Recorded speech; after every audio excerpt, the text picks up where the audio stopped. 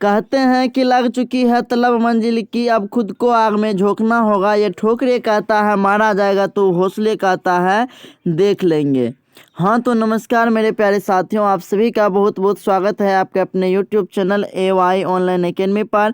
आज के इस वीडियो में हम बिहार बोर्ड मैट्रिक परीक्षा 2024 के लिए सामाजिक विज्ञान के 40 VVI ऑब्जेक्टिव क्वेश्चंस को देखेंगे, जो आपके लिए बहुत ही महत्वपूर्ण है। तो बिना देरी किए जो है वीडियो को स्टार्ट करते हैं। और अगर आप इससे पहले कि हमारे चैनल को अभी तक सब्सक्राइब नहीं किए हैं तो प्लीज़ चैनल को सब्सक्राइब करके जो है बेल आइकन घंटी को दबा करके ऑल नोटिफिकेशन पर क्लिक कर लीजिए। तो चलिए स्टार्ट करते हैं। आपका पहला प्रश्न है कि साम्यवादी शासन का पहला प्रयोग कहाँ हुआ। इसका सही उत्तर हो जाएगा आपका ऑप्शन ए रूस। साम्यवादी शासन का पहला प्रयोग जो है रूस में हुआ था। और अगर आपसे पूछता है परीक्षा में कि विश्व में सर्वप्रथम मुद्रण की शुरुआत किस देश में हुई थी, तो चीन में हुआ था, याद रखिएगा। और कागज का आविष्कार भी चीन में ही हुआ था 100 ईस्वी में, याद रखिएगा। इसके बाद आपका अगला प्रश्न है 2 नंबर का कि आधुनिक शहरी का उदय जो है सबसे पहले कहाँ हुआ। तो इसका सही उत्तर आपका ऑप्शन बी हो जाएगा इंग्लैंड में। इंग्लैंड में जो है आधुनिक शहरी का उदय सबसे पहले हुआ था, याद रखिएगा। इसके बाद आपका अगला प्रश्न है ब्रेटन वुड्स सम्मेलन जो है किस वर्ष हुआ। तो इसका सही उत्तर आपका ऑप्शन सी हो जाएगा 1944 ईस्वी में। और 1947 ईस्वी की बात करें तो भारत देश जो है हमारा वो आज़ाद हुआ था। और जो है 1952 ईस्वी में जो है राष्ट्रीय सुरक्षा परिषद की जो है वो स्थापना हुआ था, याद रखिएगा 1952 को। इसके बाद आपका अगला प्रश्न है 4 नंबर का कि गुटेनबर्ग का जन्म जो है वह किस देश में हुआ था। VVI प्रश्न है, यह आपके एग्जाम में काफ़ी बार पूछा गया है। तो इसका सही उत्तर आपका ऑप्शन बी हो जाएगा जर्मनी में। गुटेनबर्ग का जन्म जो है वह जर्मनी में हुआ था। और आप लोग कमेंट्स बॉक्स में बताइएगा कि संघ सरकार का उदाहरण जो है वह कौन है, तो अमेरिका है। और आप लोग को बताना है कि जापान जो है यह किस प्रकार का देश है, विकसित की अविकसित की विकासशील, जरूर बताइएगा। इसके बाद आपका अगला प्रश्न है 5 नंबर का कि गेरिबाल्डी पैसे से क्या था। इसका सही उत्तर हो जाएगा आपका ऑप्शन डी नाविक। गेरिबाल्डी जो है पैसे से नाविक था। इसके बाद आपका अगला प्रश्न है 6 नंबर का कि भारतीय कम्युनिस्ट पार्टी की स्थापना किसने की। इसका सही उत्तर आपका ऑप्शन ए हो जाएगा MN राय ने। भारतीय कम्युनिस्ट पार्टी की स्थापना MN राय ने किया। इसके बाद आपका अगला प्रश्न है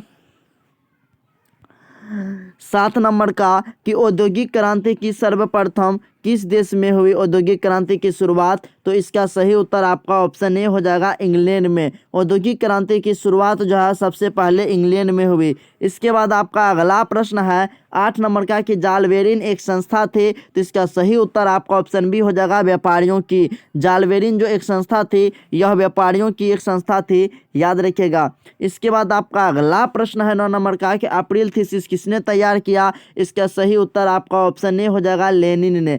और आपसे पूछता है परीक्षा में कि लेनिन की मृत्यु कब हुई। तो 1924 ईस्वी में जो है लेनिन की मृत्यु हुई थी, याद रखिएगा। और अगर आपको वीडियो अच्छा लग रहा है तो प्लीज़ वीडियो को लाइक कर दीजिए। चलिए इसके बाद आपका अगला प्रश्न 10 नंबर का कि हुआ आंदोलन जो है यह किस प्रकृति का था। तो इसका सही उत्तर आपका ऑप्शन डी हो जाएगा क्रांतिकारी धार्मिक। हुआ आंदोलन जो है क्रांतिकारी धार्मिक था, याद रखिएगा। इसके बाद आपका अगला प्रश्न है 11 नंबर का कि सौर ऊर्जा जो है निम्नलिखित में से कौन सा संसाधन है। इसका सही उत्तर आपका ऑप्शन बी हो जाएगा पुनः पूर्ति योग्य। सौर ऊर्जा जो है पुनः पूर्ति योग्य संसाधन है। इसके बाद आपका अगला प्रश्न है 12 नंबर का कि तेलहन उत्पादन में भारत का विश्व में कौन सा स्थान है। इसका सही उत्तर आपका ऑप्शन ए हो जाएगा पहला। तेलहन उत्पादन में भारत का जो है स्थान सबसे आगे है पूरा विश्व में। इसके बाद आपका अगला प्रश्न है 13 नंबर का कि स्वर्णिम चतुर्भुज जो है महामार्ग से संबंधित नगर है। किस महामार्ग से संबंधित जो है वो नगर है। तो इसका सही उत्तर आपका ऑप्शन डी हो जाएगा चेन्नई। और आप लोग याद रखिएगा अगर आपसे परीक्षा में पूछता है कि संजय गांधी जैविक उद्यान कहाँ स्थित है, तो पटना में स्थित है। और जिसे आप लोग चिड़ियाघर कहते हैं वही है संजय गांधी जैविक उद्यान, याद रखिएगा। और इसके बाद आपका अगला प्रश्न है 14 नंबर का कि निम्नलिखित में से कौन उपभोक्ता उद्योग है। तो इसका सही उत्तर आपका ऑप्शन ए हो जाएगा चीनी उद्योग। देखिए चीनी उद्योग क्या है, उपभोक्ता उद्योग है। क्यों? क्योंकि चीनी जो है हम अपने उपयोग के लिए खरीदते हैं, है ना, खाने के लिए। तो खाने का जो भी सामान होता है ना उसे हम लोग उपभोक्ता उद्योग कहते हैं, याद रखिएगा।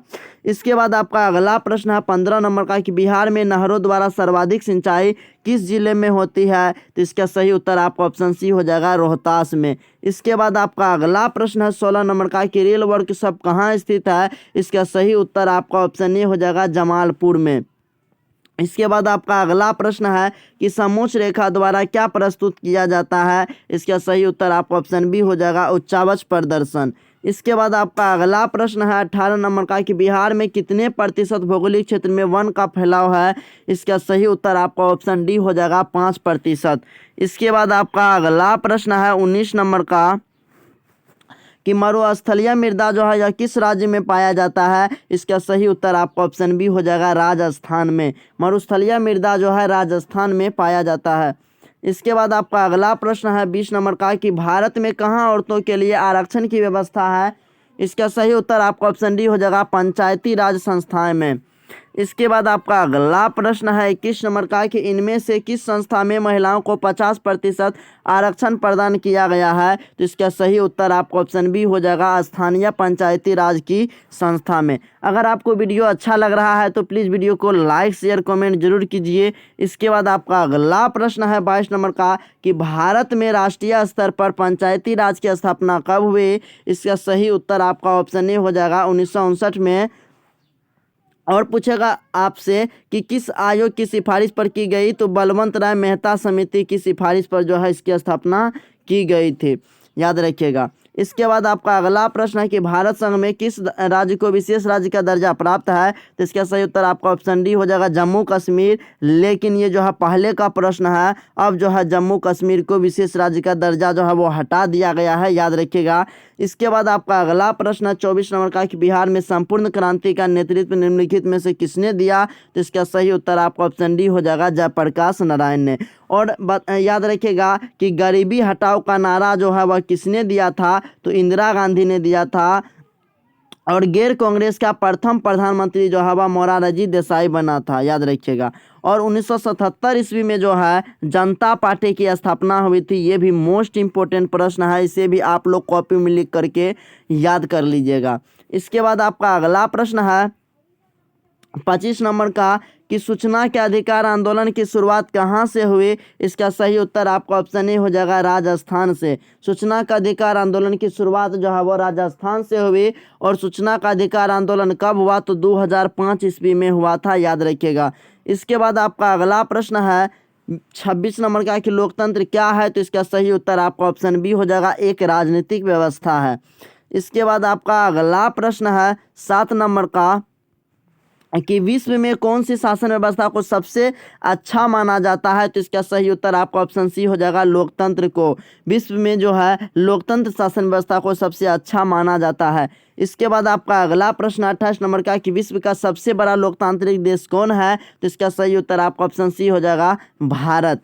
इसके बाद आपका अगला प्रश्न है 29 नंबर का कि क्षेत्रवाद की भावना का एक कुपरिणाम है? तो इसका सही उत्तर आपका ऑप्शन डी हो जाएगा, अलगाववाद। अगर आपको वीडियो अच्छा लग रहा है तो प्लीज़ वीडियो को लाइक शेयर और कमेंट जरूर कीजिए, साथ ही सब्सक्राइब भी कर लीजिए। चलिए इसके बाद आपका अगला प्रश्न है 30 नंबर का कि किस क्षेत्र को तृतीय क्षेत्र कहा जाता है?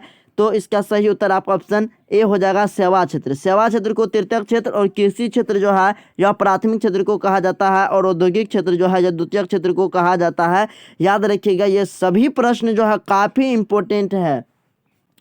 इसके बाद आपका अगला प्रश्न है 31 नंबर का कि इनमें से कौन से देश में मिश्रित अर्थव्यवस्था है? तो इसका सही उत्तर आपका ऑप्शन सी हो जाएगा, भारत। भारत में जो है मिश्रित अर्थव्यवस्था है। और रूस की बात करें तो रूस में समाजवादी अर्थव्यवस्था है। और अमेरिका में जो है पूंजीवादी अर्थव्यवस्था है।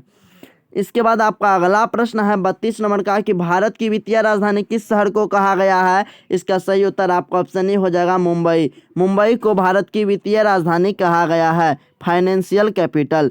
इसके बाद आपका अगला प्रश्न है 33 नंबर का कि विनिमय का सर्वोत्तम साधन कौन है या माध्यम? तो इसका सही उत्तर आपका ऑप्शन सी हो जाएगा, मुद्रा। मुद्रा जो है विनिमय का सर्वोत्तम माध्यम है। इसके बाद आपका अगला प्रश्न है कि राष्ट्रीय आय माना जाता है या राष्ट्रीय आय जाना जाता है? आपके ऑप्शन ए आय गणना विधि द्वारा। हाँ, उसके बाद ऑप्शन बी उत्पादन गणना विधि द्वारा, तो इसके द्वारा भी जाना जाता है। और ऑप्शन सी व्यावसायिक गणना विधि द्वारा, इसके द्वारा भी जाना जाता है। इसलिए इसका राइट आंसर आपका ऑप्शन डी हो जाएगा, उपरोक्त सभी के द्वारा। इसके बाद आपका अगला प्रश्न है 35 नंबर का कि बिहार के किस जिले का प्रति व्यक्ति आय सर्वाधिक है, तो इसका सही उत्तर आपका ऑप्शन ए हो जाएगा पटना। और पूछेगा किस जिले का प्रति व्यक्ति आय सबसे कम है, तो वह शिवहर का है। इसके बाद आपका अगला प्रश्न है कि बिहार एक राज्य है। देखिए याद रखिएगा, अगर बिहार पूछे या भारत पूछे तो बिहार और भारत दोनों जो है यह कृषि प्रधान है, यानी कि भारत कृषि प्रधान देश हो गया और बिहार जो है कृषि प्रधान राज्य हो गया, याद रखिएगा। इसके बाद आपका अगला प्रश्न 37 नंबर का कि अंतर्राष्ट्रीय व्यापार संबंधी नियमों को निर्धारित करने वाली संस्था कौन है, तो इसका सही उत्तर आपका ऑप्शन डी हो जाएगा, इनमें से कोई नहीं, क्योंकि ऑप्शन जो दिया हुआ है विश्व bank, IMF, option C UNO, इनमें से कोई भी नहीं है। इसके बाद आपका अगला प्रश्न 38 नंबर का कि सोने के आभूषण की शुद्धता की पहचान किस चिन्ह से की जाती है, तो इसका सही उत्तर आपका ऑप्शन बी हो जाएगा, हॉलमार्क से। सोने के आभूषण की शुद्धता जो है वह हॉलमार्क से की जाती है। इसके बाद आपका अगला प्रश्न 39 नंबर का कि इनमें से कौन प्राकृतिक आपदा नहीं है, तो इसका सही उत्तर आपका ऑप्शन डी हो जाएगा, आतंकवाद। देखिए आतंकवाद जो है मानव जनित आपदा है, ये प्राकृतिक आपदा नहीं है। इसके बाद भूकंप, बाढ़, सुनामी, ये सभी क्या है, प्राकृतिक आपदा है। सुनामी जो है यह समुद्री इलाकों में आता है, इसे आप लोग याद रखिएगा। और इसके बाद आपका लास्ट प्रश्न है कि निम्नलिखित में कौन प्राकृतिक आपदा है, तो देखिए आग लगना ये तो मानव जनित आपदा हो गया, मानव के द्वारा किया जाता है। उसके बाद बम विस्फोट भी और रासायनिक दुर्घटना भी। लेकिन भूकंप जो है यह प्रकृति के द्वारा होता है, अपने आप होता है, तो इसलिए इसका राइट आंसर आपका ऑप्शन सी हो जाएगा।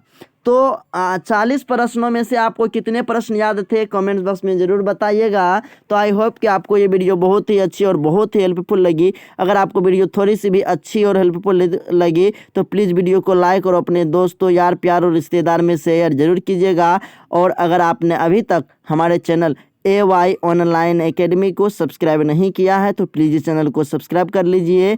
तो जय हिंद, मिलते हैं आपसे नेक्स्ट वीडियो में, तब तक के लिए बाय।